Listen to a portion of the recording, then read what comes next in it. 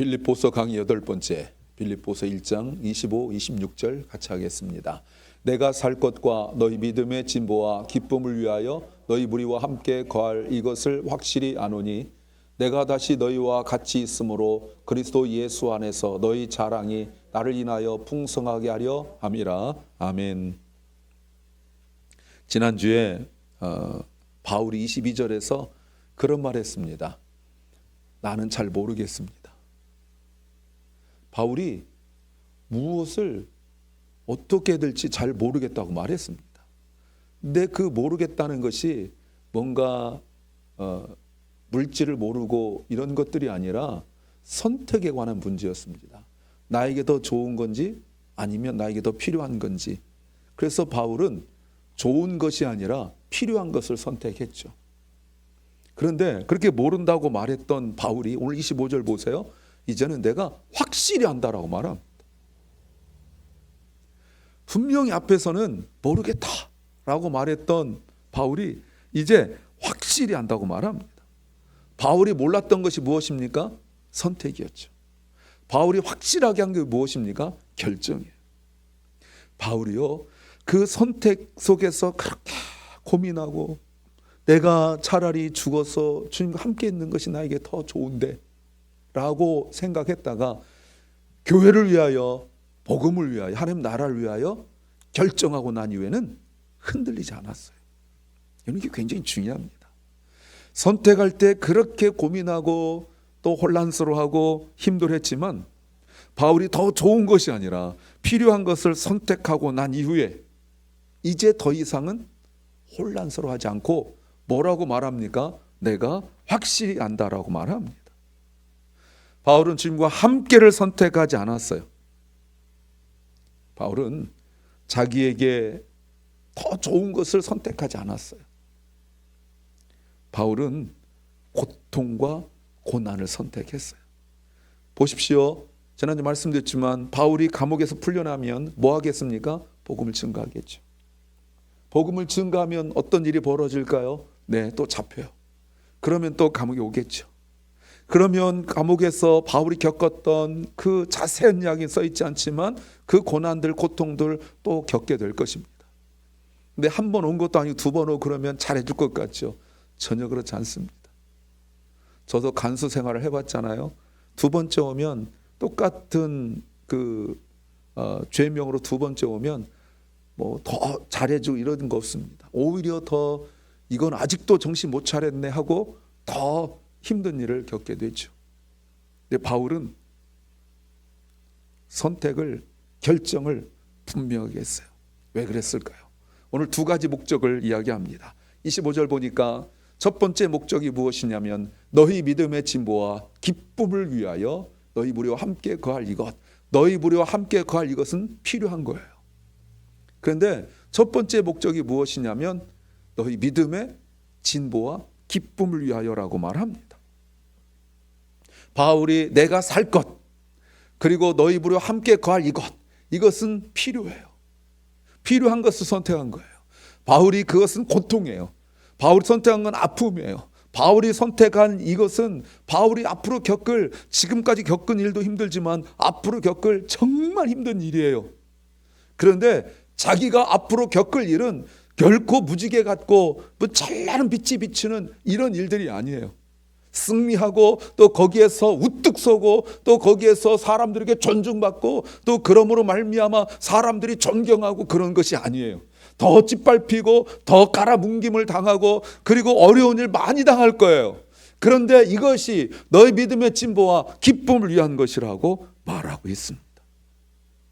여기서 너희가 뭐 꼭 빌립보 교회만 아닐 수 있죠. 보편적으로 많은 교회를 말할 수 있지만 빌립보서니까 빌립보 교회를 생각한다면 바울의 이 선택이 내가 살아가는 것, 내가 주님께로 가지 않고 내가 살아가는 것, 너희 무리와 함께 거하는 이것, 이 고통은 나에게 유익은 아니고 너희 믿음의 진보와 기쁨이라고 말하고 있습니다.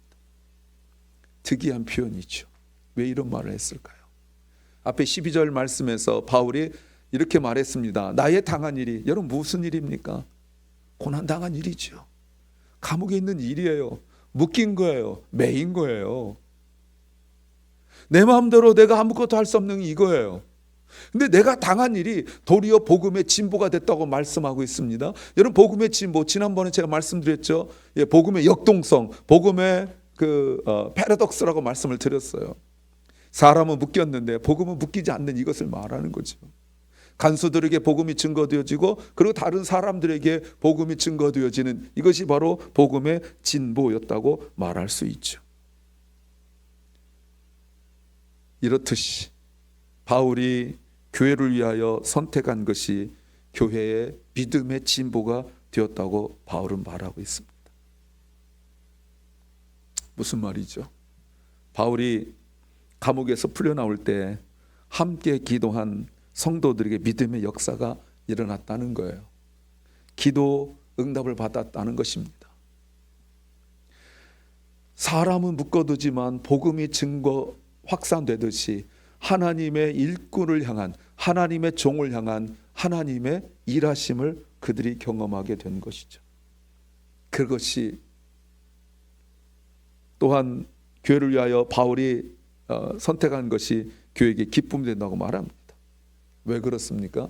주님께서 일하신 것을 경험했기 때문에 그런 거예요. 두 번째는 26절이에요. 내가 다시 너희와 같이 있으므로. 여러분, 내가 너희와 같이 있으므로, 이거는 필요한 걸 선택한 거죠. 그리스도 예수 안에서 너희 자랑이 나를 인하여 풍성하게 하려 함이라 라고 말합니다. 바울이 지금 25, 26절에서 내가 너희와 함께 있다, 같이 있다 이 말을 두 번이나 반복하고 있어요. 또 강조하고 있는 거죠. 주님과 함께가 아니라 너희와 함께. 나에게 더 좋은 것이 아니라 나에게 필요한 것, 지금 일부러 강조하고 있어요. 그런데 바울이 확실하게 아는 것이 무엇입니까? 바울이 너희와 함께 거하는 것이 바울 때문에 너희 자랑이 된다고 말하고 있어요. 근데 그 자랑이 그냥 자랑이 아니라 자랑이 풍성하게 될 거라고 말합니다. 풍성하다는 말이 많다라는 의미를 넘어서는 말이에요. 풍성이란 말은 내가 생각하고 기대하는 것을 넘어선다는 의미예요. 어떤 의미일까요? 바울이 감옥에서 나온 것이 그리스도 예수 안에서라고 말하고 있지만, 그리스도 예수 안에서 너희 자랑이 된다고 말하고 있지만, 이 말은 사실을 잘 해석하면 무슨 말이냐면 바울이 감옥에서 나온 것이 바로 그리스도를 자랑해야 된다라는 이야기예요. 사실 이거는 정말 쉬운 말은 아니에요. 바울이 왜 지금 이 매임에 있습니까? 묶임에 있습니까? 바울이 왜 이렇게 고난받고 있습니까? 그리스도 예수 때문에 그렇잖아요. 그리스도 예수의 복음의 진보 때문에 그렇잖아요. 나 혼자만 잘 믿고 그저 고상하게 잘 믿으면 이런 고난 안 받습니다. 예나 지금이나 똑같아요, 여러분. 예, 누구한테 굳이 내가 믿으라고 말할 필요도 없고 그냥 나 혼자 규칙적으로 신앙생활 잘하면 예나 지금이나 여러분 우아하고 고상하게 신앙생활 잘할 수 있어요. 나 편한 대로 스케줄 따라서 신앙생활 탁탁탁탁 해 나가면 여러분 크게 어려움 없습니다. 바울도 마찬가지예요. 바울도 그냥 그렇게 예수 만나고 난 이후에 자기 직업 가지고 정상적으로 잘 신앙생활하고 이렇게까지 하지 않았다면 이런 고난 받을 리 없지요. 그런데 바울은 나에게 더 좋은 것이 아니라 필요한 것을 계속 선택해 왔고 그 선택이 바로 그리스도 예수 때문이었어요. 근데 그리스도 예수 때문에 바울은 고난을 받고 이 고생하고 있지만, 또 바울이 지금 이렇게 나에게 더 좋은 것이 아니라 나에게 필요한 것을 선택하는 것은 그리스도 예수 때문이에요. 그래서 지금 26절을 이렇게도 이렇게 해석합니다. 바울로 하여금 바른 결정을 하게 하신 그리스도 예수를 자랑해야 된다는 뜻이에요. 바울이 나에게 더 좋은 것, 배려가 아니라 더 필요한 것을 선택했던 것은 바울이 상황을 보아가지고 이것보다 이게 낫지 않을까 해서 한 것이 아니라 바울로 하여금 이런 바른 선택을 하게 하신 그 그리스도 예수를 자랑해야 된다는 것입니다. 놀라운 말이죠. 그리스도 예수 때문에 이 고생하고 있는데 바울이 그리스도 예수 때문에 바른 결정을 하게 되었다라고 말합니다. 그 자랑을 빌립보 교인들은 많이 하게 되는 거예요. 그런데 여러분, 적용적으로 이것을 또 다르게도 이렇게도 해석할 수 있다고 생각해요. 바울이 감옥에 있을 때 바울이 그 빌립보 교회에게 이런 부탁한 적이 있습니다. 19절 20절이죠. 19절에 이것이 무엇이냐면 내 구원이에요. 내 구원은 감옥에서 나오는 거예요. 너희 간구와 예수 그리스도의 성령의 도우심으로. 20절에 그리고 나의 간절한 기대와 소망을 따라. 바울이 감옥에서 나올 수 있도록 지금 근거를 붙드는 게 세 가지예요. 하나는 너희 간구와 그래서 예수의 성령의 도우심과 나의 간절한 기대와 소망이에요. 자기 거가 사실 자기가 가장 감옥에서 나오고 싶을 것인데 첫 번째 두지 않고 세 번째 뒀어요. 아주 겸손하게 너의 간구를 첫 번째 두고 있어요. 자, 그렇다면 바울이 지금 다시 26절에 와서 보시면 바울이 감옥에서 탁 나왔을 때 내가 다시 너희와 같이 있으므로, 이거는 감옥에 나온 거잖아요. 그때 바울이 이렇게 말할 거예요. 나로 하여금 바른 결정을 하게 하신 그리스도를 자랑하고 또 너희의 그 간절한 기도로 말미암아 나를 나오게 하신 그리스도를 자랑한다, 이런 말이거든요. 그런데 이 말 속에 담긴 의미가 무엇이냐면 너의 기도가 있었기 때문이다, 그 말이에요. 바울은 지금 빌립보 교회의 기도를 인정하고 있어요. 그러니 빌립보 교인들이 이런 말 할 거예요. 바울이 어떻게 나온 줄 알아? 내가 기도했기 때문이야.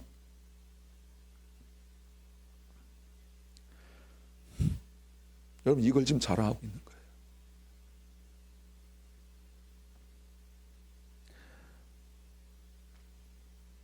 빌립보 교인들 마음속에 바울이 감옥에서 나온 것은 정말 예수 그리스도의 성령의 도우심이죠.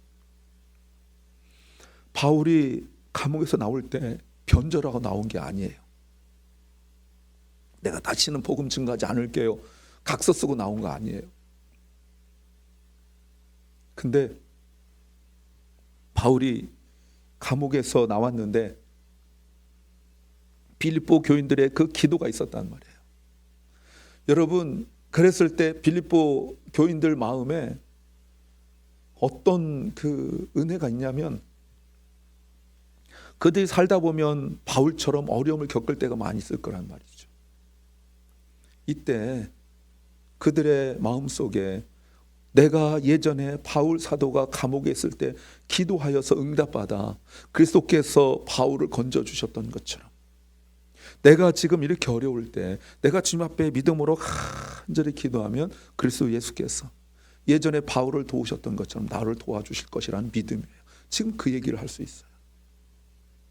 뿐만 아니라 이것은 또 다른 의미가 있죠. 지금 빌립보 교회가 바울을 위하여 기도하는 이 기도가 같은 교회 또 믿음의 형제들이 어려움을 겪었을 때 그들을 위하여 기도할 때 그리스도 예수께서 도우심으로 말미암아 이제는 믿음의 기도에 힘이 생기는 거예요. 내가 기도한 그 자체를 말하는 것이 아니라 나를 기도하게 하신 그 그리스도 예수, 내가 주님 앞에 기도함으로 말미암아 응답 주신 그리스도 예수를 자랑하게 되는 거죠. 이거를 포함하고 있는 거예요. 제가 빌립보서를 참 좋아하는데 제가 이렇게 말씀을 이렇게 읽다가 제가 가끔 보면서 가끔 울컥울컥 하는 것이 1장 18절에 그리스도만 전파한다, Christ is preached 하고 26절 이런 부분. 그 그리스도 예수 안에서 있는 그 모습 말이죠. 베를린 장벽의 붕괴 여러분 아십니까? 그 장벽이 절대로 무너지지 않을 거라고 생각하고 있었어요. 수십 년간 계속된 그 장벽이었죠. 그런데 1989년에 동독의 라이프치히 교회에서 매주 월요일마다 기도하기 시작했어요. 니콜라이 교회죠. 니콜라이 교회에서 처음에는 몇 명이 모여 기도하기 시작했어요. 저 담이 무너지게 해주십시오. 사실 터무니없는 기도였죠. 그래도 몇 명이서 계속 하나님 앞에 기도했어요. 근데 시간이 흐를수록 사람들이 조금씩 늘어나게 되고 소문나게 되어지면서 수천 명이 기도하게 됐어요. 그때 아무도 기대할 수 없죠. 더군다나 이것이 전쟁으로 무너지는 것이 아니라 평화롭게 무너지게 해달라고 기도했어요. 사실 말도 안 되는 기도 제목이었었어요. 그런데 여러분, 결국 1989년 11월에 이 장벽이 무너지게 됐고 독일이 통일을 맡게 되어졌죠. 여러분, 이것이 자료를 찾아보면 평가는 여러 가지가 있지만 우리 그리스도인들에게는 누구도 해결할 수 없을 것 같은 그 장벽이 한두 사람의 기도로 시작하고 결국은 선한 역사가 일어나서 전 세계의 많은 그리스도인들에게 큰 도전이 되었죠. 전쟁하지 않고도 문제가 해결될 수 있구나. 그 장막이 전쟁하지 않고 누굴 죽이고 원망하지 않고 기도로 해결할 수 있구나를 보여준 거예요. 또 정말 중요한 베를린 장벽의 붕괴의 교훈이 무엇입니까? 교회가 세상 변화의 중심이 될 수 있다는 것. 교회가 움직이기 시작했고 그것으로 말미암아 교회 다니는 사람들은 기도했지만 교회 또 다니지 않는 사람들은 평화 시위를 하기 시작했어요. 그러더니 결국은 누구도 무너뜨리지 못할 것 같았던 이 베를린 장벽이 붕괴되고 마는 것이죠. 세상이 타락하고 세상이 어지러지고 지금 더한 시대가 되고 말았잖아요. 얼마 전에 한국이 선거가 마쳤고 이제 미국도 11월 달이면 대통령 및 의원들 뽑는 이런 선거들이 있을 거예요. 무슨 기대가 있습니까? 정말 양심껏 여러분 대통령이 바뀌고 막 이러면 세상이 정말 살기 좋은 그런 천국이 될까요? 그때뿐이에요. 내가 선택한 사람, 선택한 당이 됐을 때 그때 그 잠깐의 흥분, 아니면 내가 선택한 사람 떨어지고 내가 민 당이 안 됐을 때 그 울분 그 며칠에. 그래서 세상은 여전히 또 돌아가요. 근데 안타깝게도 우리가 항상 기도하지만 교회가 거기에 휩쓸려 버렸다는 게 제일 안타까움 아닙니까? 교회는요, 기도해야 돼요. 한두 사람이라도 모여서 기도해야 돼요. 그때 제일 중요한 것이 무엇입니까? 우리의 기도의 영역이 넓어지는 거죠. 우리의 기도의 영역이 넓어지는 겁니다. 우리의 기도의 영역이 넓어지는 거죠. 이게 정말 중요해요. 나의 기도가 주님께서 들으시고 인정하시면 또 주님께서 역사하실 때 나라와 민족과 선교와 북한과 전쟁 등 우리 자신뿐만 아니라 이런 기도들을 말이죠. 여러분, 우리 기도가 힘이 없어요. 그런데 주님께서 그 의인의, 우리 중에 의인의 한 사람의 기도를 들으신다면 남한과 북한을 묶고 있는 휴전선도 평화롭게 무너질 줄 믿습니다. 기도의 영역이 넓어지는 거예요. 우리가 그렇게 주일날, 예전에 어떤 분이 나한테 주일날 왜 이렇게 아침마다 기도할 때 주일 아침에 뭐 아픈 사람 기도하고 뭐 맨날 이런 거 기도하냐고. 해야 돼요. 교회가 기도하지 않으면, 예배 시간에 기도하지 않으면, 합심하여 기도하지 않으면 누가 합니까? 여러분, 우리가 기도한 거 옛날에 했던 거 잊어버릴 수 있어요. 그러나 주님께서는 우리의 기도를 다 기억하고 계신 줄 믿습니다. 그래서 여러분, 정말 판문점이 부러지고 북한의 복음의 역사가 일어나고 지금 전쟁 난 곳에 우리 힘으로 아무것도 할 수 없는 이런 상황들 속에서 멀리서 기도 한마디 하고, IT가 세상이 그렇게 혼란스럽다는데 우리가 기도하고 또 슬픔과 고통 속에, 연약함 속에 있고 장애와 홈레스와 마약으로 고통당하고 있는, 그리고 이 땅에 또 젊은이들, 다음 세대들을 위하여 우리가 정말 힘없는 목소리지만 주님 앞에 기도할 때에 주님께서 우리의 기도를 들으시고 내가 한마디 했다고 응답하고 이러시면 좋겠지만 아니한다 할지라도 우리의 기도가 주님 앞에 상달되어져서 주님의 역사가 일어나면 우리는 우리의 기도를 들어주신 예수 그리스도를 자랑할 수 있게 될 것입니다. 우리 정말 연약한, 내가 여러분 대통령한테 이메일 보낸다 한들 대통령이 내 이메일을 픽업해 주겠어요? 대통령 아니고 뭐 시장, 아니면 의원, 이분들에게 제가 이메일 보낸다고 이분들이 뭐 보고 반응을 보고 이러겠어요? 그러나 우리 주님께서는 우리에게 연약한 세상 사람들도 인정하지 않는 우리 존재적인 우리가 주님 앞에 기도할 때 주께서 들으시고 주의 놀라운 역사를 이루어 가실 줄로 믿습니다.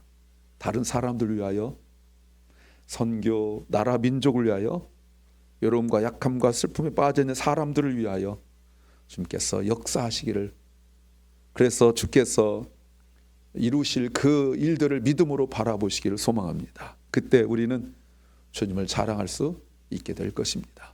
우리가 다른 건 몰라도 이건 하나 확실하게 붙드시기를 간절히 소망합니다.